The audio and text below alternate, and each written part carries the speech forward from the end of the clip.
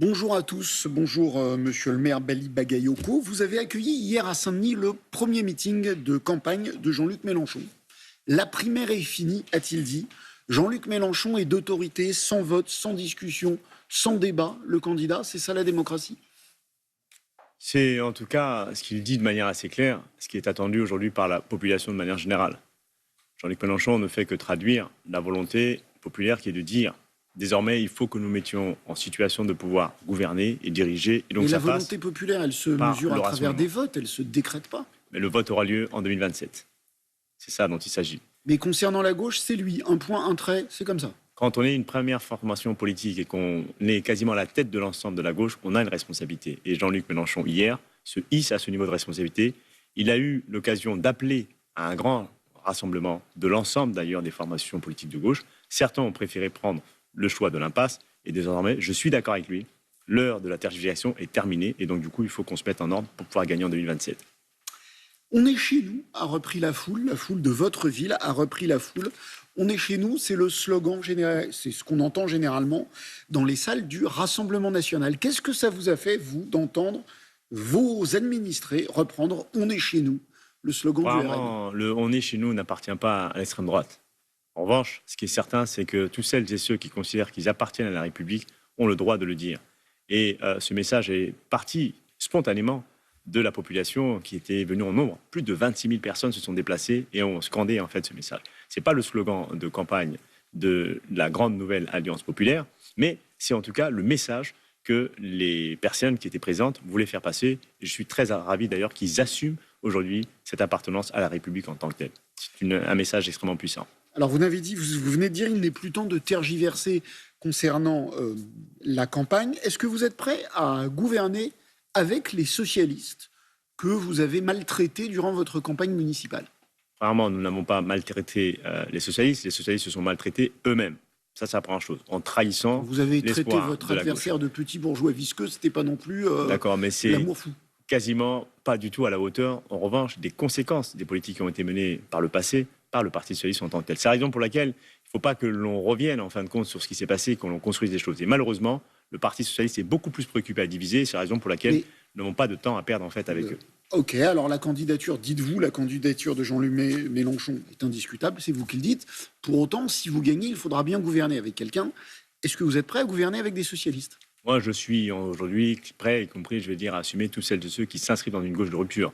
C'est au Parti socialiste de clarifier sa ligne politique et de dire clairement est-ce qu'ils sont prêts à gouverner dans le cadre d'un programme de rupture. C'est ça la question. C'est ça, donc ils doivent se... Enfin, en fait, vous leur demandez une reddition. Ils doivent accepter votre programme. Ce n'est pas accepter le programme, c'est d'accepter le programme qui sera majoritaire et qui sera plébiscité par la population. Donc c'est ça le sujet.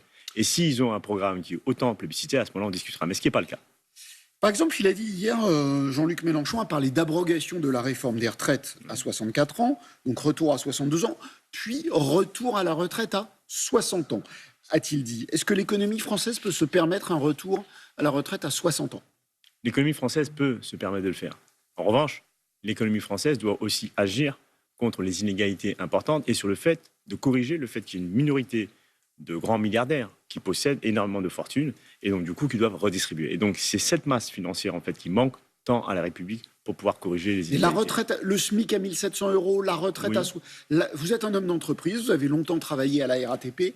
La retraite à 60 ans, l'économie française en a les moyens. L'économie française, dans les moyens, en tout cas, elle doit se donner les moyens de le faire. Vous savez, il y a un temps peut-être plus ancien, si nous avions proposé, par exemple, les congés payés, je pense que beaucoup de gens nous auraient dit c'est pas possible qu'on puisse se le payer. Donc aujourd'hui, c'est une donnée qui est réelle et donc on voit bien qu'avec la volonté politique, beaucoup de choses est possible. Et avec l'alliance du nouveau Front populaire en tant que tel, y compris avec la candidature de Jean-Luc Mélenchon pour 2027, nous allons confirmer que l'idéal d'aspiration de la population sera traduit en actes avec des propositions concrètes. Un mot sur l'affaire Liana. Jérôme Barella a été licencié d'un lycée à cause d'un comportement inapproprié envers une lycéenne. L'employeur, c'était la région Occitanie, n'avait pas averti la justice. Pour ce qui concerne les écoles, c'est vous, les maires, qui êtes responsables. Vous avez à Saint-Denis 45 écoles maternelles et 44 écoles primaires. C'est énorme.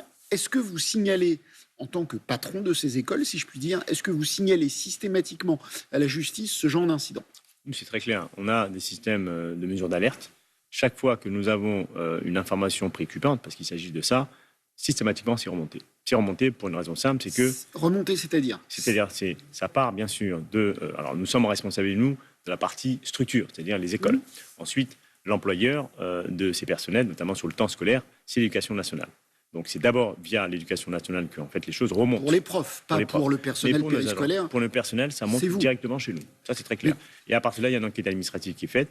Les personnes mises en cause sont bien sûr amenées, y compris, je veux dire, averties, sorties du dispositif, jusqu'à ce qu'une procédure judiciaire soit engagée. Mais vous alertez la justice, vous faites un article, vous faites un signalement à la justice systématiquement? Mais pas systématiquement, à partir du moment... Oui, pas systématiquement. À partir du moment où vous avez un ensemble d'éléments faisceaux qui remontent, vous analysez la situation, s'il y a matière, parce qu'on a quand même des services juridiques.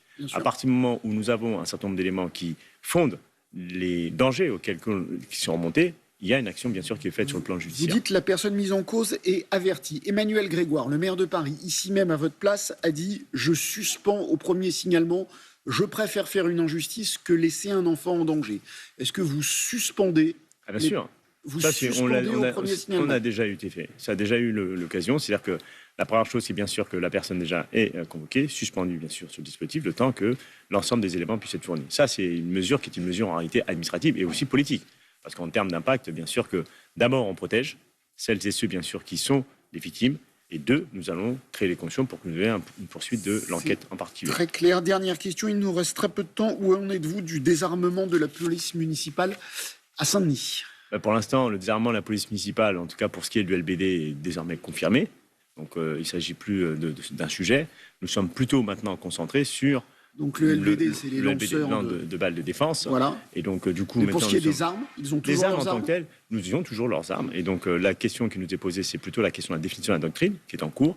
Vous aviez dit que vous les désarmeriez, donc vous ne les avez pas désarmés. Nous n'avons jamais indiqué que nous allons désarmer intégralement la police municipale. Ça n'a jamais été discuté. Nous avons dit que nous rentrons dans un processus de désarmement de la police municipale, ce qui est deux choses différentes. Et beaucoup de gens sont partis de votre police? Nous avons à peu près une vingtaine de policiers municipaux qui ont fait valoir leur volonté de partir. Mais nous avons aussi une direction de la tranquillité publique qui arrive très prochainement et bien sûr plusieurs équipes qui arrivent aussi très prochainement.